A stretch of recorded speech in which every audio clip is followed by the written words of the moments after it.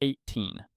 The number that feels like the beginning of everything, the first year of actual freedom, the first year without the institutional structure of school telling you where to be and when. The first year that is genuinely yours to direct. And the first year most people don't. Not because they are lazy, not because they don't care, because 18 feels infinite, like the first page of a book so long that wasting the first chapter doesn't matter, because there are hundreds more. The specific cruelty of 18 is that it does not feel like the compounding window is already running. It feels like the compounding window hasn't opened yet, like real life begins somewhere after this. After the degree, after the first job, after the thing that makes the stakes feel real enough to justify the effort. Peter Parker had the ability before he had the understanding of what the ability required. The window between those two things, between having the power and understanding the responsibility attached to it, cost him something he never recovered. You are in that window right now. The power is present. The understanding is what this video is about, and unlike Parker, you do not have to lose something irreplaceable to receive it. You just have to read this before the window narrows enough that the cost of not having read it becomes visible. Here's what 18 requires that nobody says directly. Not much time does not mean urgency in the way that phrase usually means urgency. It does not mean you are running out of options or approaching a point of no return. It means something more specific and more mechanical than that. The compounding window, the period during which the habits, skills, and investments built now have the most remaining years to compound, is widest at 18 and narrows every year after it. Not dramatically, gradually. The way a river narrows over miles, imperceptibly at any single point, unmistakably across the full distance. A habit built at 18 compounds across 50 years. The same habit built at 28 compounds across 40.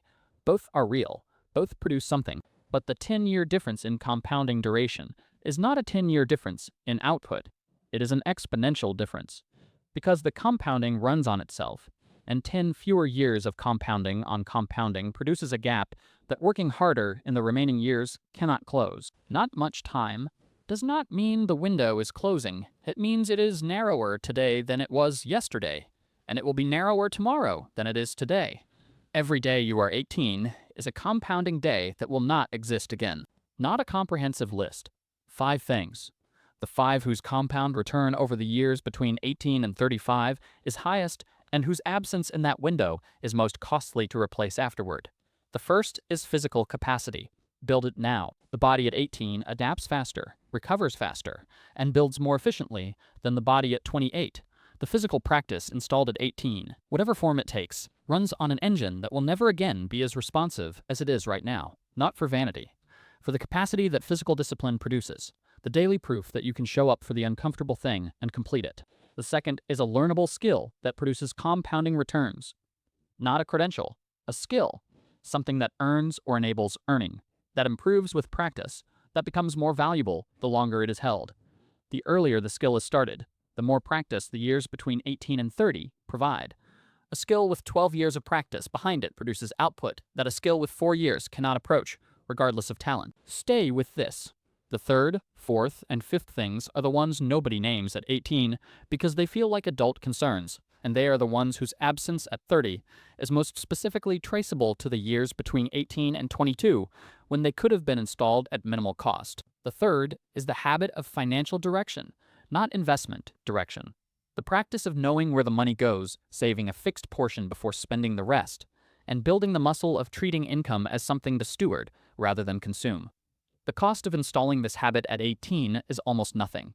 The cost of not installing it becomes visible at 26 when the income has grown and the position has not moved because the habit of directing it was never built. The fourth is a daily reading practice. One serious book every 3 weeks, not summaries, books.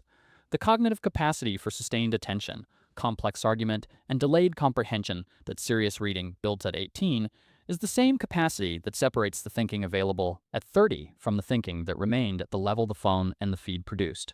Build it before the habit of shallow input has had a decade to calcify. The fifth is the practice of keeping promises to yourself. Small ones, the alarm set and honored, the commitment made and held.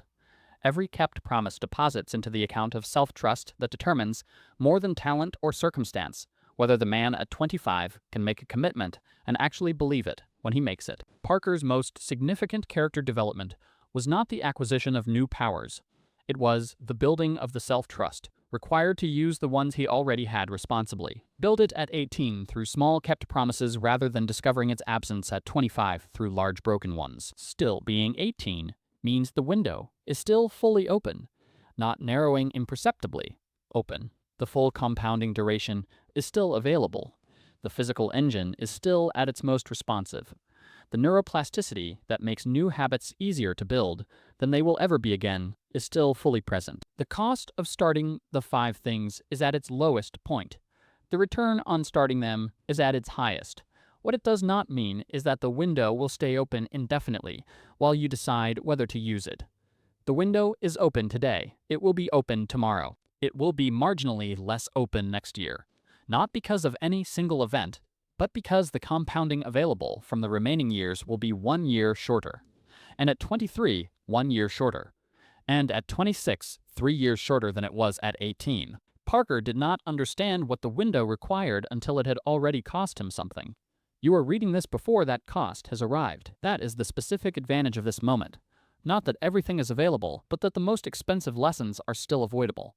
They are avoidable because you are reading this at 18 rather than learning them at 25 from the invoice the window sends when it closes on an unused position. You came into this expecting to be told what to do with the time, the specific plan, the exact habits in the exact order with the exact daily requirements. The plan is less important than the decision. The decision that the years between 18 and 25 are not the prelude to the real version of your life. They are the real version, building the man who walks into everything after them. And they are building something, whether you are directing the build or not. That decision, made now and held consistently, produces a different plan every day without requiring a single right answer about what specifically to build. The man who has decided the years are real directs the build. The man who is waiting for the years to feel urgent enough to treat them as real watches the compounding window narrow while he waits. Parker's power was real from day one. The decision about what to do with it, the genuine decision, not the one made in daylight, but the one held in the dark when nobody was watching, was what determined everything that followed. Make that decision tonight. The rest follows from it. Tonight, one of the 5. Not all 5. One. The one that is most absent from your current daily life and most structurally significant to the man you need to be at 25. If the physical practice is absent, start the smallest possible version of it tomorrow. 10 minutes. Movement that requires something from the body. Done before the day has a chance to consume the time it would have taken. If the skill is absent, spend 1 hour this week identifying which skill has the highest compounding return given the life you are building. Then spend the next hour inside it. Not researching it, inside it. If the financial direction is absent, open the tracking note tonight. Every outflow written down for 7 days. The picture that arrives in 7 days changes every financial decision made from that picture forward. The window is open tonight. It is slightly narrower than it was when you woke up this morning. Tomorrow, it will be slightly narrower than it is tonight. The difference is not yet meaningful, but the direction is set. Every day the build is directed is a day the narrowing works in your favor rather than against it. You are 18. The window is open. The compounding is available. The only question is whether the years between now and 25 will be directed or deferred.